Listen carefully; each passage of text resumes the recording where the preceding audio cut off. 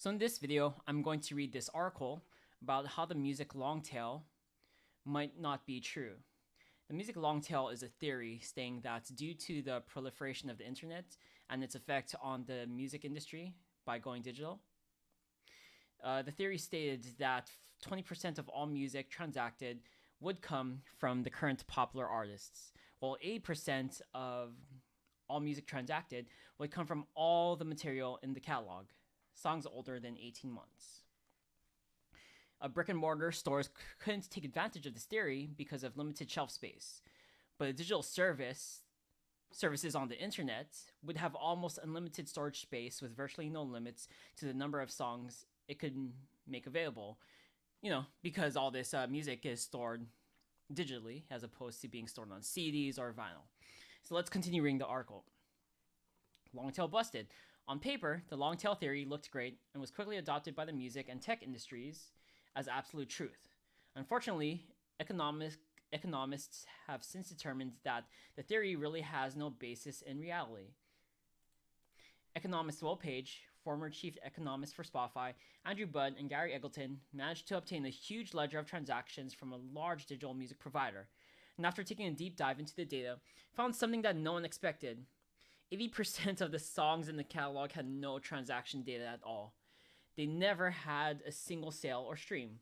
In fact, the long tail theory has now been turned upside down. It seems that most of the transactions were coming from the most popular songs. In fact, 80% of them came from just 3% of all songs available, and they were the current hits. What this means: when some of the smaller music distributors got wind of this information, it began to change how they thought about their catalogs, which in most cases are in the millions, if not tens of millions. For a distributor, a song might only cost a few cents a year to store, but if no one listened to it, then why spend the money? In August, Beatport announced they would begin the process of purging tracks released before 2019 that had never sold even a single copy at the end of the year. TrackSource reportedly had already been doing the same thing every 2 years. Although both Amazon and Apple have super deep pockets and can easily absorb the costs of millions of songs that no one cares about, it wouldn't be a surprise to see smaller services like Tidal, Deezer, or even Spotify began to make some cuts. I think it wouldn't be a surprise to see these services begin to make some cuts. The music industry still runs on what is roughly the long tail 20-80 rule, but expect that to change. What good is having millions of songs available if no one cares to listen? End article. And so yeah, I first learned about the long tail theory in college. One of the various classes that talked about the proliferation of the internet and how it would affect different industries, and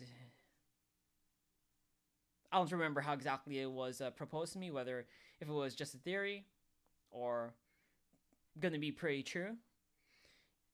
I would guess that my professor or whoever brought this to my attention, I would be guessed that they would still state that they would have stated back then that this is just a theory. Maybe hopeful. And yeah, it just goes to show you that, no one knows what will really happen until it happens. And who knows if maybe the 8% of songs that had no transaction data at all, who knows if that number would change based upon different if maybe they were calculated, maybe if there were different advertising campaigns or marketing campaigns to get those songs listened to and sold. Yeah, I'm reading this article for a programming question for a job interview I'm on. So yeah.